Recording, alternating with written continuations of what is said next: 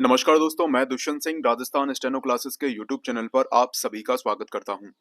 आपका डिक्टेशन आनंद मासिक पत्रिका के अंक 35 से लिया गया है। डिक्टेशन स्टार्ट होगा कुछ सेकंड के बाद। स्टार्ट। महोदय, मैं प्रारंभ में प्रधानमंत्री जी को उनके प्रेरक अभिभाषण और आज के विचार विमर्श की शुरुआत करने के लिए धन्यवाद देना चाहूंगा। जैसा कि उन्होंने बताया, आर्थिक और सामाजिक नीतियों के संबंध में हमारी वैचारिक और अवधारणा संबंधी स्थिति में धीरे धीरे अभिसरण हुआ है। हमें इस मतैक्य को लोगों के कल्याण के लिए निर्णयात्मक कार्यवाही करने में श्रेणीबद्ध करना है। देश इस शीर्ष निकाय से हमारी सामूहिक राजनीतिक इच्छा शक्ति को अपने संसाधनों और ऊर्जा को राष्ट्र की भलाई के लिए इकट्ठा करने की दिशा में एक स्पष्ट संकेत देने की आशा करता है।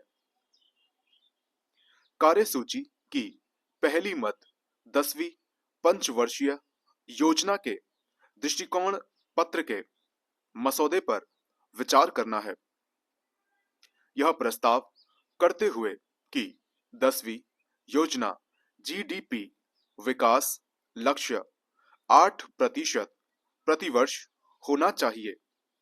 हम निस्संदेह अपने कार्य का विस्तार कर रहे हैं। हम यह इसलिए कर रहे हैं कि हम देश के लोगों की आवश्यकताओं और आकांक्षाओं की तत्कालिकता के बारे में पूर्ण रूप से सचेत हैं। हम समझते हैं कि यह प्राप्त किया जा सकता है। हम अपनी विकास दर अपनी स्वतंत्रता के पहले 3 दशकों में लगभग 3.5% से अगले 2 दशकों में लगभग 6% तक बढ़ाने में सफल रहे हैं।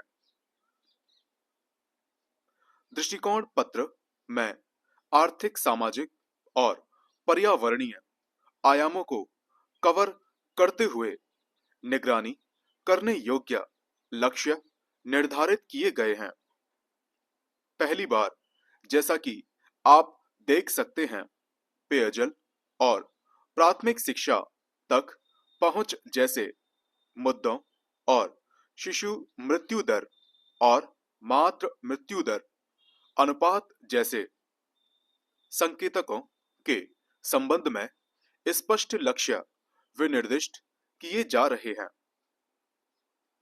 10वीं योजना के दृष्टिकोण पत्र में इन लक्ष्यों का राज्यवार ब्यौरा दिया गया है, जिससे कि असमानताओं को कम करने के लिए अपेक्षित नीतिगत बल दिया जा सके। विकास को समानता और सामाजिक न्याय के साथ एकीकृत करने के लिए एक बहुमुखी दृष्टिकोण अपनाया गया है। कृषि विकास उपयुक्त रूप से योजना का एक प्रमुख तत्व है। रोजगार अवसरों वाले क्षेत्रों में तेजी से विकास करने पर भी अधिक बल दिया गया है। नीतिगत बाधाओं को, जिनसे रोजगार के विकास को हतोत्साहन मिलता है, दूर करना होगा। जिन क्षेत्रों पर विशेष बल देने की जरूरत है, उनमें निम्नलिखित शामिल हैं: सूचना प्रौद्योगिकी समर्थित सेवाएं, मनोरंजन, वास्तविक संपदा और आवास, आधुनिक फैलाव, पर्यटन और परिवहन। तथापि हमें हाल ही की कुछ प्रवृत्तियों को नोट करना होगा। हाल ही में आर्थिक विकास में मंदी के स्पष्ट चिन्ह देखे गए हैं।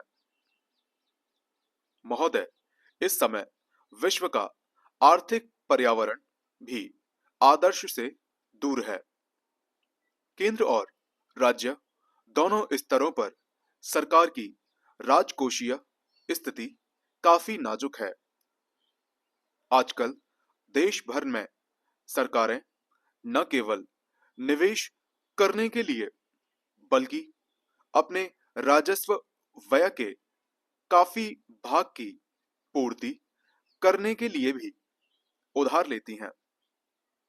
यह एक अधारणीय स्थिति है तथा इससे वांछित स्तरों तक सार्वजनिक निवेश जुटाने की हमारी योग्यता गंभीर रूप से प्रतिबंधित होती है।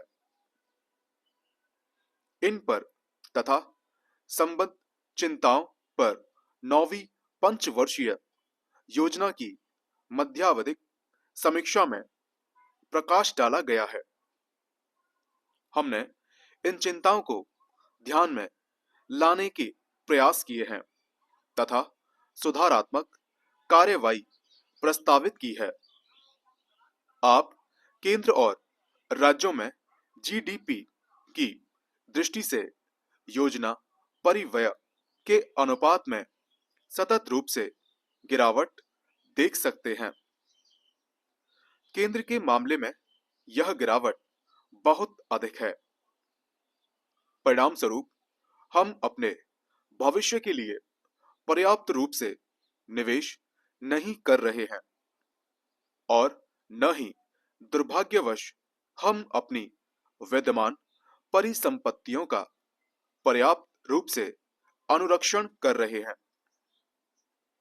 कृषि, व्यापार, उद्योग में बहुत से नियंत्रणों का बने रहना बुनियादी ढांचे में निजी निवेश का प्रभाव भी आशाओं से कम है और इससे भी अधिक महत्वपूर्ण यह है कि संस्थागत ढांचा और वितरण प्रणाली हमारे विकास की गति में बाधा डाल रहा है।